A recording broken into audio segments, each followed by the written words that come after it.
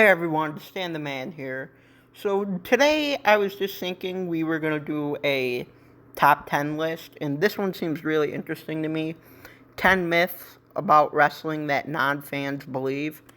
I mean, we as wrestling fans, we all have those people that they think they know everything about the WWE, and yet they don't even watch it or really even know what they're talking about.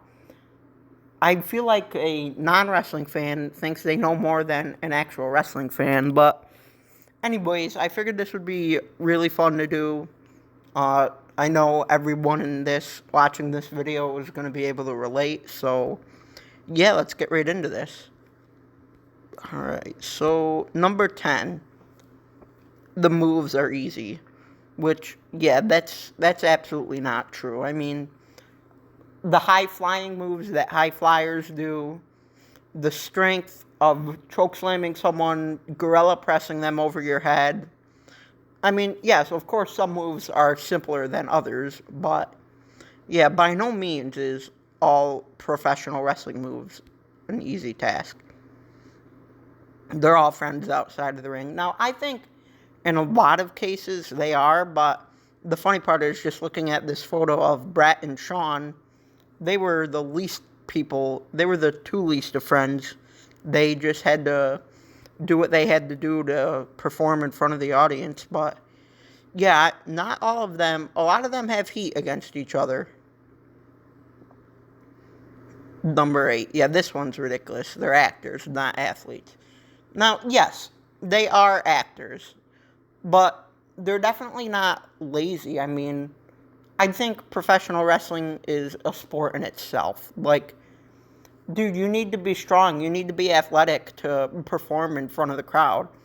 Then, yeah, of course you need acting skills to be a character and talk on the mic, but it's not just like smoke and mirrors like people pretend it is. It's definitely not, you know?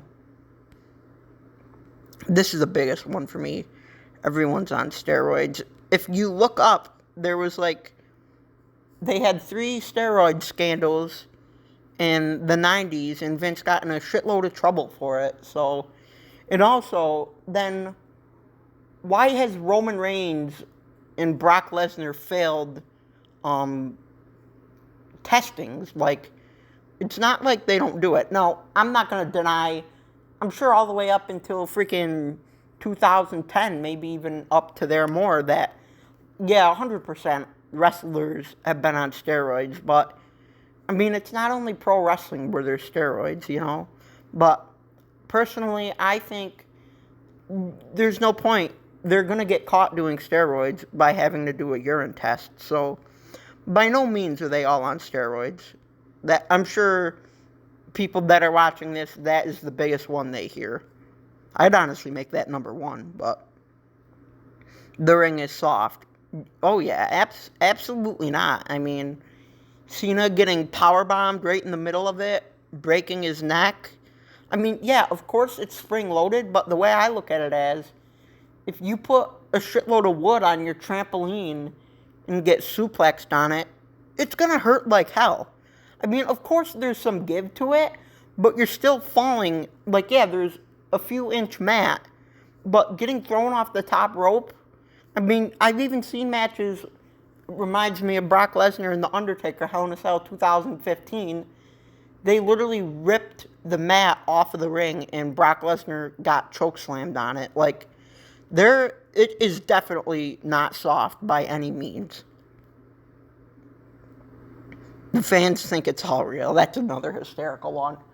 Of course, when we're 10 years old, we all think all the moves are real and we think it's insane. But, of course, we know it's not real. Of course, there's scripts they have to read. But of course, not all the moves are real. They'd be freaking dead if every single thing was real, you know? Okay. This is the dumbest one. Referees serve a huge purpose. They're more as like a director of when to finish up, when they're on commercial. I mean, yeah, of course they count the pin in that too, but that really isn't their main purpose. Their main purpose is to guide, know when to stop the match, commercial break, when to finish the match, all that stuff. They serve a huge purpose. If there wasn't referees, there wouldn't be wrestling. Blood packets. Now this one's kind of interesting too. The fact is, it's almost just blading. I don't even think they really do blading anymore. I think they just use like little like pills or little things that they just pop open. But I mean, of course, once in a while there is real blood. Someone actually really gets hurt. But yeah, back in the day is when they used to do blading a lot, when they just cut a little incision on their head when they're like knocked down on the ground or something so the crowd doesn't see. But yeah,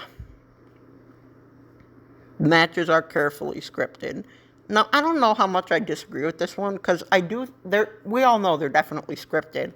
I don't know how carefully.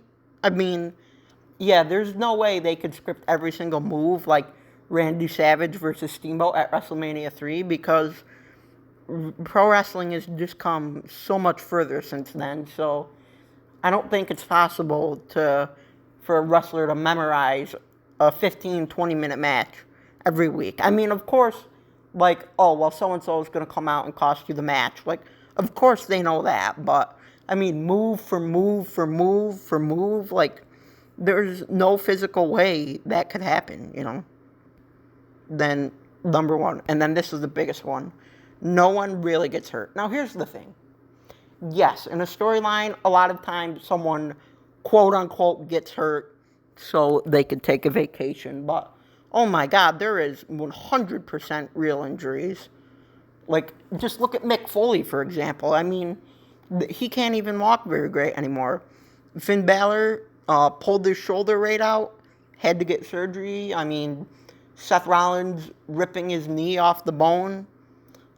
Triple H ripping his quad right off the muscle. Like, there is 100% injuries. I mean, I've even seen an interview, like, it's shocking that there isn't more injuries in pro wrestling, but yeah, 100%. They get hurt, absolutely. So, yeah, at the end of the day, I hope you guys enjoyed this. Comment how you can relate to these, or some horrible, horrific, non-wrestling fan stories that you've heard of know-it-alls thinking they know everything even though they haven't watched it. But yeah, so this is going to be the end of the video here, guys. I hope you enjoyed. I hope you consider liking and subscribing, and I will see you guys in the next video.